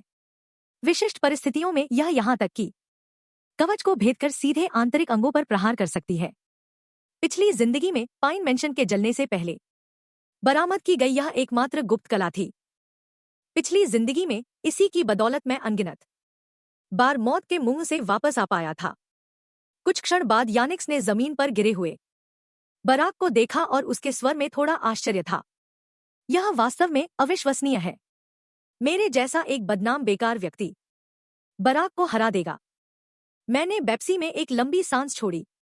तुमने उसे यहां पहरा देने के लिए इसलिए रखा था, ना ताकि मुझे परख सको, और तुमने दूसरी राजकुमारी का इस्तेमाल करके मुझे बाहर निकाला है।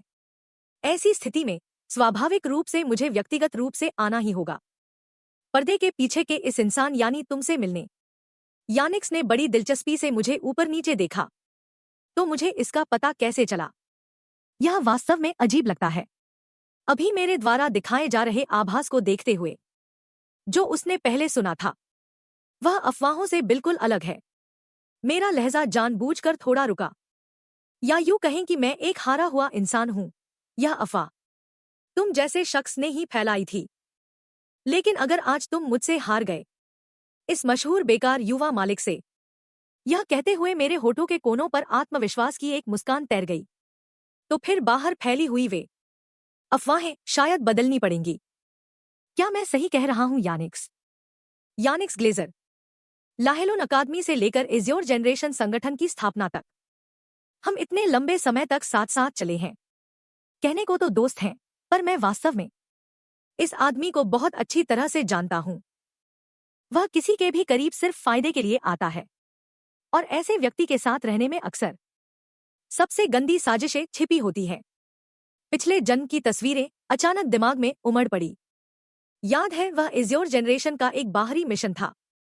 मैं हताशा में संघर्ष करते हुए चिल्लाया था, यानिक्स से मदद के लिए गुहार लगाई थी। लेकिन इस पल यानिक्स के मन में सिर्फ एक ही विचार था। अगर एज्योर जनरेशन के उच्च अधिकारियों को पता चला कि उसके जाल में फंसने के कारण ही मिशन की पूरी टीम खत्म हो गई है, ऊपर से अब संगठन के भीतर सत्ता का संघर्ष पहले से ही काफी तीखा है, वह निश्चित रूप से इस घटना के कारण एज्योर जनरेशन से निकाल दिया जाएगा। लेकिन अगर सिर्फ वही जिंदा बचता है तो इस प्रहसन की सच्चाई किसी को पता नहीं चलेगी। यानिक्स धीरे धीरे परछाइयों से उठ खड़ा हुआ। उसकी मुस्कान और भी कोमल हो गई, यह जताते हुए कि वह सब कुछ मुझ पर मढ़ देगा। वैसे भी हर कोई मुझसे नफरत करता ही था, और यह मामला अंततः शायद बिना किसी नतीजे के खत्म हो जाता। वह वास्तव में दिल की गहराई से मेरा आभार व्यक्त कर रहा था कि मैं उसके साथ हमेशा बना रहा, जीवन के आखिरी पल तक। मैं सीधे दहाड़ उठा। तुमने मुझे कब अपना दोस्त माना था? तुम शुरू से ही चार्लोट के लिए मेरे करीब आए थे, क्या ऐसा नहीं है? तुम आज पूरे दिन खोए खोए से थे, सिर्फ इसलिए क्योंकि चार्लोट की शादी होने वाली थी। यानिक्स अचानक जोर से चिल्लाया। उसके चेहरे की कोमलता पूरी तरह गायब हो गई। तो यही कारण है कि वह मुझसे नफरत करता है। मुझ में कोई काबिलियत नहीं है, लेकिन मेरा अंतर्ज्ञान घिनौनी हद तक सटीक है, और मुझे हमेशा बिना परिणाम की चिंता किए सच उजागर करना पसंद है। अगर चार्लोट वास्तव में शादी करती है, तो हमारा यह झूठा रिश्ता आज यहीं खत्म होता है। यानिक्स रुका और पीछे मुड़कर एक नजर डाली। वैसे क्या यह बेहतर नहीं है? चार्लोट एक ही दिन में नहीं करना चाहेगी, अपनी शादी और अपने भाई का अंतिम संस्कार। जैसे ही मेरा शरीर संतुलन खोने वाला था, तभी एक हाथ ने अचानक मुझे पकड़ लिया, मुझे गिरने की कगार से वापस खींच लिया। यह व्यक्ति आर्थर ही था। वह पल हमारे लिए टीम के साथी बनने का मोड़ बन गया, लेकिन इसने एक और दुर्भाग्य की प्रस्तावना भी शुरू कर दी। संक्षेप में, आर्थर के हस्तक्षेप से यानिक्स को अंततः एज्योर जनरेशन से निकाल दिया गया, पर अब उसे फिर से देखकर लगता है कि वह जरा भी नहीं बदला है।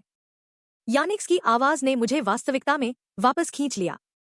उसे लगता है कि मेरे बात करने का तरीका और वह चेहरा दोनों चार्लोट से बहुत मिलते जुलते हैं। मेरे शरीर के चारों ओर अचानक बैंगनी काली ऊर्जा उमड़ने लगी। मेरी बहन का नाम इतनी आसानी से मत लो। अगर तुम्हें लगता है कि मैं और मेरी बहन एक जैसे दिखते हैं, तो बधाई हो, तुम गलत नहीं हो। मैं अपनी बहन की तरह कभी किसी चुनौती से पीछे नहीं हटता। अगले ही पल गहरी बैंगनी ऊर्जा से लिपटी हुई मुक्के की हवा ने तुरंत हवा को चीर दिया। मैंने पूरी ताकत से यानिक्स पर मुक्का चलाया, लेकिन जैसे ही वह जमीन पर गिरा, कई मोटी लताएं अचानक परछाइयों से बाहर निकली और फिर मेरे हाथ पैरों और कमर को कसकर जकड़ लिया। ताकत इतनी जबरदस्त थी कि सीधे मुझे जोर से जमीन पर पटक दिया। मैंने एक हाथ जमीन पर टिकाकर मुश्किल से खुद को संभाला। यह देखकर यानिक्स हल्के से हंसा। लगता है बस इतनी ही काबिलियत है। कुराशु, तुम्हें हथियार का इस्तेमाल करना चाहिए था। यह कहकर उसने तुरंत हाथ हिलाया। यह ग्लेजर परिवार की गुप्त तकनीक है, आभा के साथ पौधों को मजबूत करना और नियंत्रित करना, और रिकवरी कौशल के साथ पौधों को तेजी से उगाना। गुप्त तकनीक की खपत सीमा की भरपाई करना। मैंने अपने हाथ में लिपटी हुई एक लता को पकड़कर जोर से खींचकर तोड़ दिया। हाथ में पकड़ी हुई यह टूटी हुई लता एक सुविधाजनक छोटी छड़ी जैसी लग रही थी। क्या तुमने सुझाव दिया था कि मुझे हथियार का इस्तेमाल करना चाहिए? तो मैं तुम्हारी ही लकड़ी का इस्तेमाल तुम्हारे खिलाफ करूंगा। यानिक्स के होठों पर एक ठंडी मुस्कान आ गई। तो मैं इस टूटी हुई टहनी का उपयोग उसकी इस चाल को रोकने के लिए करके देखूंगा। बात खत्म होने से पहले ही अनगिनत नुकीली लताएं हर तरफ से तेजी से वार करने लगी। मेरे कदम तेजी से घूमे और हाथ की छड़ी ने कई परछाइयां सी बना दी।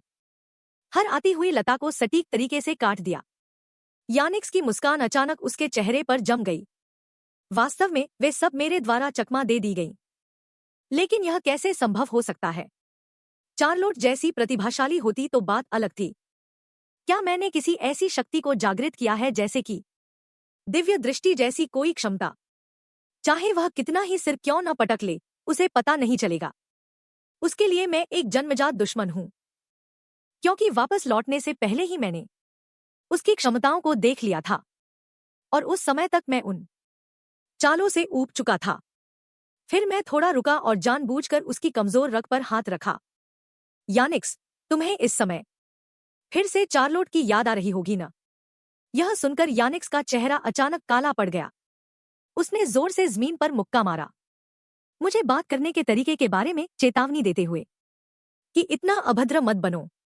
अगले ही पल एक विशाल लकड़ी का हाथ जमीन फाड़कर बाहर निकला। दुनिया को तबाह कर देने वाली शक्ति के साथ सीधे मेरे ऊपर वार किया। तभी दरवाजे के पीछे से अचानक चार्लोट की चीख सुनाई दी। जिस पल वह बाहर आई, वह विशाल जीव पहले ही आसमान को ढक चुका था। अगर सीधे प्रहार हुआ तो मैं शायद सीधे कुचलकर मांस का लोथड़ा बन जाऊंगा, पर मैंने धीरे से अपना सिर झुकाया। दिमाग में किन्सो मैनोर की गुप्त किताब उभरी। कुरी की वह सबसे पतली पुस्तिका। लेखक विल्हेम परिवार का कोई पूर्वज था। उनके पास जीवन भर कोई मार्शल आर्ट प्रतिभा नहीं थी, बस दिन ब दिन तलवार चलाते रहते थे। 80 साल की उम्र तक अपने बुढ़ापे में लिखी गई गुप्त किताब। उसमें केवल एक छोटा सा वाक्य था, लेकिन उसमें दर्ज था उनके पूरे जीवन का तलवार चलाने का अनुभव।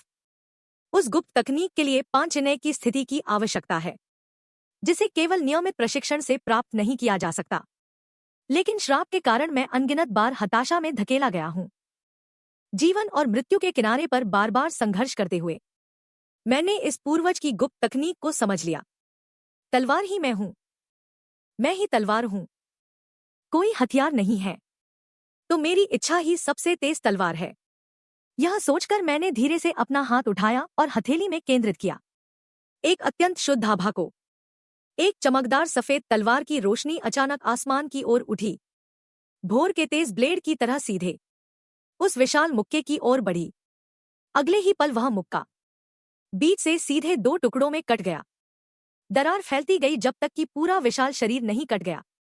तलवार की रोशनी अजय थी और उसने उस ऊंचे दैत्य को धमाके के साथ हवा में उड़ने वाले मलबे में बदल दिया।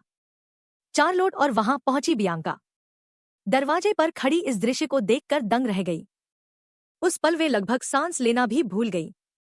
यानिक्स के चेहरे पर अविश्वास का भाव था, जैसे उसने कुछ ऐसा देख लिया हो जो असंभव था। धूल के गुबार से मैं धीरे धीरे बाहर निकला। शरीर की बैंगनी ऊर्जा पहले ही शांत हो चुकी थी, केवल आंखों में अभी भी वही पैनापन था। भविष्य में खुद पर इतना घमंड मत करना। जारी रखो यानिक्स। क्या तुम्हें समझ आया, तुम बेकार इंसान। इस समय यानिक्स के पास पहले जैसा रत्ती भर भी अहंकार नहीं बचा था। उसकी आंखें एक बेजान शरीर की तरह खाली थी और मैं थकान के मारे झुक गया।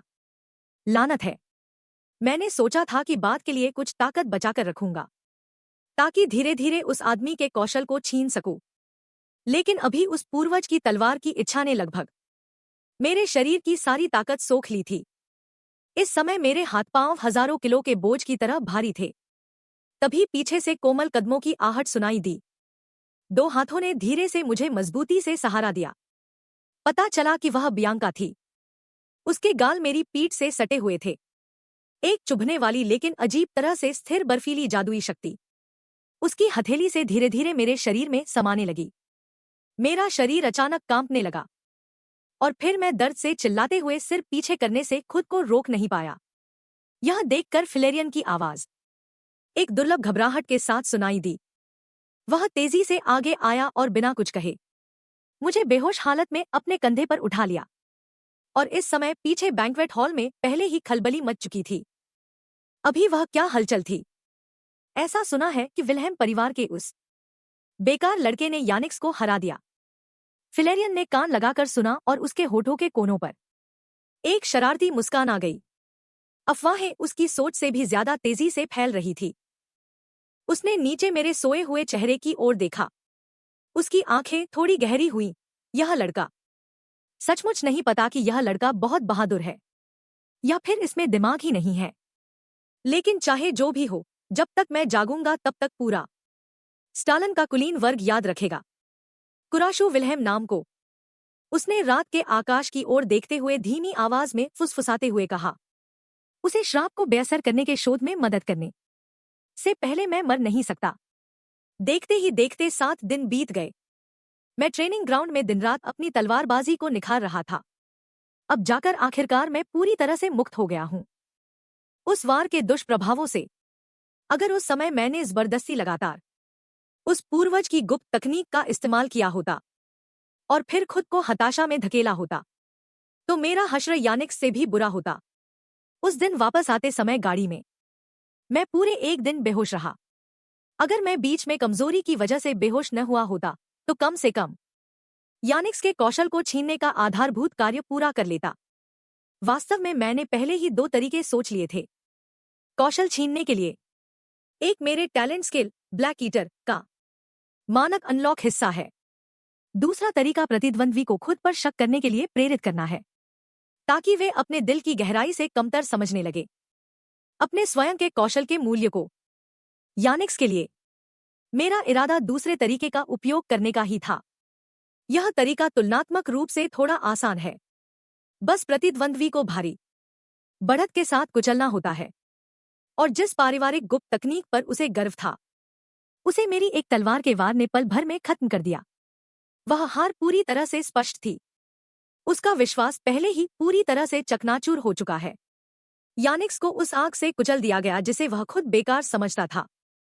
तेजी से अपडेट करें, जल्द ही आत्मसंदेह पैदा होगा। मैंने अपनी तलवार कसकर पकड़ ली और मन में दृढ़ निश्चय किया, भले ही इसमें समय लगे। अनीक्स की वह जीवन रक्षक रिकवरी स्किल अंततः मेरी मुट्ठी में होगी। लाहेरन अकादमी में प्रवेश करने में अब केवल 1 वर्ष बचा है। उन तथाकथित प्रतिभाओं का पीछा करने और यहां तक कि उनसे आगे निकलने के लिए मेरा इरादा अपना सारा समय प्रशिक्षण पर लगाने का था। लेकिन अलियोडो की आकृति अचानक आंगन के दरवाजे पर दिखाई दी।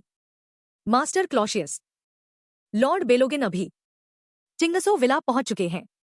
यह सुनकर मेरे मन में एक ठंडी हंसी आ गई। मेरा वह प्यारा भाई आखिरकार क्या अब और नियंत्रण नहीं रख पा रहा है? यह सोचते हुए मैं सीधे ढीला होकर बैठ गया लिविंग रूम की कुर्सी पर। तो उन्हें अंदर आने दो। अलियोडो के हटने के तुरंत बाद बियांका पानी का एक गिलास लेकर पास आ गई। फिर उसने अपनी भौहें थोड़ी सिकोड़ ली और बताया कि मुझ में पसीने की बहुत तेज गंध आ रही है। कॉलर खींचकर पास जाकर सूंघने लगा। शायद दुनिया के क्षरण की सड़ांध वाली गंध का अभ्यस्त होने के कारण मेरी नाक पहले से ही सुन्न हो चुकी थी। लेकिन यह भी तो सही है, जब पूरी शक्ति से डॉकी शरीर को शुद्ध करने के लिए उपयोग की जाती है, तो शरीर की अशुद्धियां और अपशिष्ट पसीने के साथ बाहर निकल जाते होंगे। बियांका का चेहरा ठंडा था, लेकिन उसमें एक जिद छुपी थी।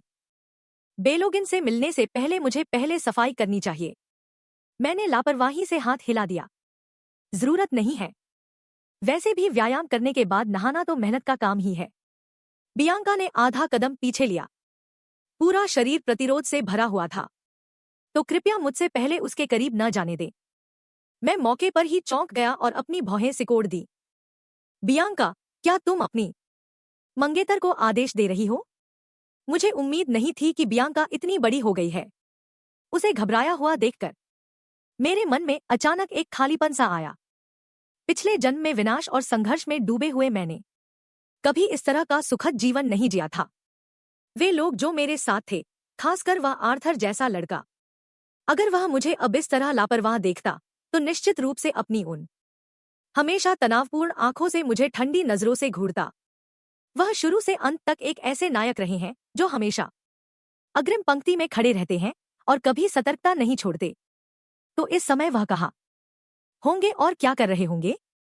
तभी एक ठंडी आवाज दरवाजे के बाहर से आई। लगता है कि तुम अपनी मंगेतर के साथ बहुत मजे कर रहे हो, क्लॉशियस। मैं मुड़ा और दरवाजे पर खड़े व्यक्ति की ओर देखा। बेलोगिन विल्हेम, मेरा वह भाई जिसकी महत्वाकांक्षा साफ दिखती है। उसकी नजरें बर्फ की तरह चुभ रही थी। क्या अनीक्स को हराने की मेरी वे अफवाहें सच हैं? वह पुराना मैं, जो उसे सीधे देखने से भी डरता था, अब उसके सामने निडर होकर खड़ा हो सकता था। फिर मैंने हल्के से मुस्कुराते हुए विषय बदल दिया। लेकिन आप तो बहुत व्यस्त रहते हैं। आपके पास चिंगसो विला जैसी इस दूरदराज की जगह आने का समय कैसे मिला? बेलोगिन का शरीर थोड़ा ठिठक गया। स्पष्ट रूप से उसने उम्मीद नहीं की थी कि मैं पलटकर सवाल करूंगा। मैंने अपना सिर घुमाया और मेरा लहजा साफ तौर पर उकसाने वाला था। मैंने सुना है कि लाहेरन अकादमी परिवार नहीं देखती, केवल अंकों के आधार पर प्रवेश देती है। क्या यह बात सच है? तो आपको भी अच्छी तरह तैयारी कर लेनी चाहिए। इससे बेलोगिन का चेहरा तुरंत पीला पड़ गया। यहां तक कि सबसे शक्तिशाली साम्राज्य भी विल्हेम परिवार से डरता है। बंगसावानी एटिएन स्टालन का विल्हेम परिवार, डैन और वह एक मुख्य वंशज होने के नाते केतुरुनन आसित उसे इन नियमों की परवाह करने की जरूरत नहीं है। यह कहते हुए उसके होठों पर एक तिरस्कार भरी मुस्कान आई। यह मत सोचो कि अनीक्स जैसे मामूली आदमी को हराकर तुम घमंड कर सकते हो। इसके जवाब में मैंने अपना सिर झुकाया और अनजान बनने का नाटक किया। एक आम इंसान के नजरिए से परीक्षा की चिंता करना क्या स्वाभाविक नहीं है? बेलोगिन ने खांसते हुए विषय बदल दिया। वास्तव में वह आज परिवार का आदेश देने आया था, यह बताने कि मुझे ग्रिलाग जाना होगा, ज्वालामुखी को वहां के विश्वक्षरण से रोकने के लिए। यह सुनकर मेरी पुतलियां अचानक सिकुड़ गई। परिवार के क्षरण मिशन में स्पष्ट रूप से नियम है कि 15 साल का होने पर ही इसे अनिवार्य रूप से लागू किया जाएगा। बेलोगिन की नजरें जानबूझकर दबाव बनाने वाली थी। उसे लगा कि मुझे इसके लिए चिंतित होने की जरूरत नहीं है। इस दौरान वह अभिभावक के रूप में साथ देगा। चूंकि उसका भाई अनीक्स को हरा सकता है, तो मुझे लगता है कि वह इस तरह के छोटे मामले में पीछे नहीं हटेगा। मैंने तुरंत उसके मन की बात समझ ली। पहले उसने मेरी शक्ति की परीक्षा ली और फिर मुझे अपने नियंत्रण में लेने की कोशिश की। यह सोचते हुए मैंने शांति से स्वीकार कर लिया। तो चलिए तुरंत निकलते हैं। पिछले कुछ समय की शांतिपूर्ण दिनचर्या की तुलना में मुझे क्षरण के साथ काम करने की आदत पहले से ही थी। यदि यह यात्रा एक जाल भी है, तो भी मैंने पहले ही निकलने की योजना बना ली है। तभी बियांका किताबें पकड़े तेजी से आई और मुझसे पूछा कि मैं कहाँ जाने की तैयारी कर रहा हूँ। मैंने संक्षेप में उसे थोड़ा समझा दिया। बियांका को तुरंत संदेह हुआ, लेकिन एक केवल 13 साल के बच्चे को विश्वक्षरण रोकने के लिए भेजना, क्या यह बहुत बेतुका नहीं है? बेलोगिन का चेहरा तुरंत बहुत खराब हो गया। तुम इस शापित हिम कन्या की विल्हेम के पारिवारिक मामलों में बोलने की हिम्मत कैसे हुई? मैंने तुरंत बियांका को खींचकर अपने पीछे मजबूती से खड़ा कर लिया। वह मेरी मंगेतर है। एक उदार भाई शायद ही 12 साल के बच्चे से ज्यादा बहस करेगा। यह देखकर बेलोगिन ने ठंडी आह भरी और फिर मुड़कर तेजी से चला गया। मैं मुस्कुराया और बियांका के सिर को सहलाया। उसके प्रदर्शन की प्रशंसा ने मुझे बहुत संतुष्ट किया। बियांका किताबें पकड़े हुए भ्रमित थी। उसने समझाते हुए कहा कि उसने कुछ नहीं किया। मेरा हाथ धीरे से उसके बालों पर रुक गया। यदि तुम्हें एहसास नहीं है तो कोई बात नहीं। बियांका ने सिर उठाया। उसकी स्पष्ट आंखों में ईमानदारी भरी थी। उसने मुझसे अपना ख्याल रखने का अनुरोध किया। मैं मुड़ा और अपनी कमर पर बंधी तलवार को कस लिया। तो तुम्हें सब कुछ सुखद रहे, बियांका। गंतव्य पर पहुंचने के बाद मुझे पता चला, ग्रिलाग ज्वालामुखी अब पहले जैसा नहीं रहा। जो विशाल पर्वत होना चाहिए था, वहां अब बड़े पैमाने पर दलदल दिखाई दे रहा था। इसे अब 3 सितारा क्षरण वाला एक अलग आयाम वाला क्षेत्र घोषित कर दिया गया है, जिसे विश्वक्षरण कहा जाता है। वह वास्तविकता का दूसरे आयाम द्वारा खाया जाना है, जिससे भ्रष्ट जीवन रूप चारों ओर घूमने लगते हैं। यदि क्षरण बहुत अधिक हो जाए तो पूरा क्षेत्र विलय आईटीयू पूरी तरह से दूसरे आयाम का हिस्सा बन सकता है। एसीएनडीटीडीटी बीसा मेंजात। मैंने चारों ओर देखा। मेरा लहजा इतना शांत था जैसे मैं यहाँ आया हुआ कोई नया लड़का न हो। क्या शुद्धिकरण दल अभी तक नहीं निकला है? एक शूरवीर ने जवाब देते हुए कहा। इस स्थान के स्वामी को हराने के बाद शुद्धिकरण दल तुरंत कार्रवाई करेगा। और लॉर्ड बेलोगिन तो एक उच्च विशेषज्ञ हैं। वे भ्रष्ट स्वामी को हराने में बिल्कुल सक्षम हैं। लेकिन कोई नहीं जानता कि वास्तव में इस यात्रा पर आने का मेरा एक और उद्देश्य भी है। वह मेरे पागलपन, बर्सर्क की स्थिति को हल करने के लिए एक अस्थायी समाधान का परीक्षण करना है। विचार करते समय मैंने अपनी तलवार उठाई और सीधे आगे की ओर एक वार किया। तभी एक विशाल कीड़ा दिखा। राक्षस तुरंत टुकड़ों में कट गया।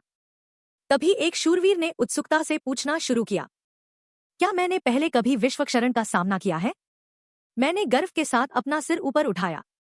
मैं केवल 13 साल का हूं। अगर मैंने यह अनुभव किया है तो यह अजीब लगेगा ही ना। दूसरी ओर बेलोगिन के माथे की नसें तन गई। क्या यह बेकार बच्चा क्षरण क्षेत्र में कदम रखते ही इतना अहंकारी हो गया है? जब वह 15 साल की उम्र में यहां आया था तो उसका आत्मसम्मान लगभग पूरी तरह नष्ट हो गया था। और मैं यहां शूरवीरों को सलाह देने की हिम्मत कैसे कर रहा हूं? अगर मेरे पास शार्लोट जैसा विकास का वातावरण होता तो विल्हेम परिवार का असफल उत्पाद शायद वह खुद होता। यह सोचते हुए उसने शांति से कहा, यह बता रहा था कि यह संभवतः एक 3 सितारा क्षरण स्वामी है, जो अकेले ही अपनी भौतिक स्थिति बनाए रख सकता है। इसलिए अगली कार्रवाई को और भी सतर्क रहना होगा। यह सुनकर शूरवीरों के चेहरे सफेद पड़ गए। उनका शरीर वहीं जम गया। मैं उनकी पीठ को देखते हुए मन ही मन सोच रहा था, लगता है मेरे शामिल हुए बिना भी कोई फर्क नहीं पड़ेगा। मुझे केवल वही काम करना चाहिए जो मुझे करना चाहिए। लेकिन अगले ही पल मेरी पुतलियां फैल गईं। परिवार की गुप्त विद्याओं पर नियंत्रण पाने के बाद से मेरी संवेदनशीलता पहले ही बहुत बढ़ गई थी, जो वास्तविकता की सतह को भेद कर सीधे विश्व क्षरण के मूल को देख सकती थी। हवा में तैर रही वह अशुद्ध ऊर्जा मेरी इस यात्रा का लक्ष्य थी। यह सोचते हुए मैंने बिना हिचकिचाहट सिर ऊपर किया और उसे अपने मुंह में खींच लिया।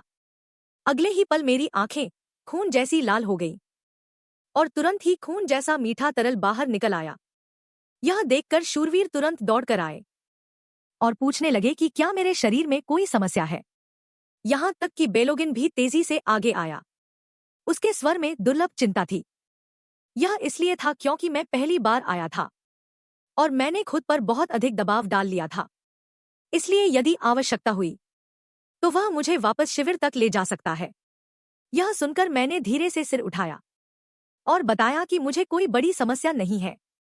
जैसा कि चरम रक्तक्षरण विष की गुप्त विद्या में कहा गया है, एकेआई अकनकोरा, मैंने अपने क्षेत्र ऑरा को क्षरण ऊर्जा के साथ जबरन मिलाने का प्रयास किया। अडेंगन अकीलाकन कौरा फिर उस ऊर्जा के प्रवाह को ध्यान से देखने लगा। मैंकैम्पकन्या डेंगन, यदि कुछ गलत नहीं हुआ तो यह एक नदी की तरह बिना अंत के चक्राकार घूमती रहेगी। डायल इफेक्ट 3 डॉट के जैसे ही क्षरण ऊर्जा शरीर के अंदर खींची गई। 8 डॉट के एल वह इस विशाल प्रवाह द्वारा ली जाएगी और निगल ली जाएगी। 3 डॉट रिलैंटेन राम्पगी, जब तक कि वह पूरी तरह से मिलकर एक नई और ऐसी वास्तविक रंग में न बदल जाए जिसे कोई शक्ति ढक न सके। अगले ही पल मेरी पुतलियां अचानक खून जैसी लाल हो गईं। फिर मैं अचानक सीधा खड़ा हो गया और मेरा पूरा शरीर बढ़ती हुई शक्ति के कारण बुरी तरह कांपने लगा। क्या यही पागलपन के बाद बची हुई शक्ति है? मैं अपने खून से सने कांपते हुए हाथों को देख रहा था। विनाशकारी शक्ति के सामने मेरा विवेक डगमगा रहा था। शायद अब उस प्रतिबंधित तकनीक का उपयोग करने का समय आ गया है। विल्हेम परिवार का गुप्त पुस्तकालय उस घटना के बाद स्थायी रूप से बंद कर दिया गया था, जिसके कारण वह प्रतिबंधित तकनीक भी इतिहास के प्रवाह में विलीन मानी जाने लगी। जब तक कि एक दिन एक अंधे पूर्वज ने अचानक गुप्त पुस्तकालय की खोज नहीं कर ली। लेकिन वह अंधे होने के कारण उसके अंदर की गुप्त विद्याओं को नहीं पढ़ सका। उसके पास कोई विकल्प नहीं था और उसे गुप्त पुस्तकालय का दरवाजा फिर से बंद करना पड़ा। लेकिन इस तरह से उसके जैसा व्यक्ति फिर कभी नहीं आएगा। इसलिए एक गुप्त विद्या को आरसिप उसने चुपके से रख लिया और यही वह शक्ति है जिसका मैं इस समय 6 डॉट प्रतिबंधित उपयोग करने जा रहा हूं। तभी मेरे चारों ओर अचानक एक विशाल नीला क्षेत्र ऑरा फूट पड़ा। यह क्षेत्र पर आधारित अतिसंवेदी धारणा है, केवल आध्यात्मिक ऊर्जा से सब कुछ देख पाने वाली छठी इंद्री। हालांकि वर्तमान में यह केवल उंगलियों तक ही सीमित है, लेकिन मेरे आसपास की हर चीज को नियंत्रित करने के लिए पर्याप्त है। मैंने धीरे से अपना हाथ उठाकर अपने मुंह के कोने से खून पोंछ लिया। लेकिन जो भी हो, यह केवल एक अस्थायी उपाय है। आखिरकार क्षरणकारी ऊर्जा को अवशोषित करने में नियंत्रण खोने का हमेशा जोखिम रहता है। उस समय मुझे अभी भी बियांका के स्नो डॉलकर्स की मदद की आवश्यकता होगी। अगले ही पल मैं अचानक पीछे मुड़ा। ठंडे पसीने ने तुरंत मेरी पीठ भिगो दी। हवा में मांस का एक विशाल पिंड पागलों की तरह हिल रहा था, जो अचानक मेरे सामने प्रकट हुआ। एक विकृत मानव चेहरा। अगले ही पल वे आंखें अचानक खुल गईं। इसके बाद वह मांस का पिंड धीरे धीरे विकृत हुआ और अंततः एक आदमी के आकार में बदल गया। बेलोगिन ने तुरंत सभी को सचेत करने के लिए आवाज लगाई।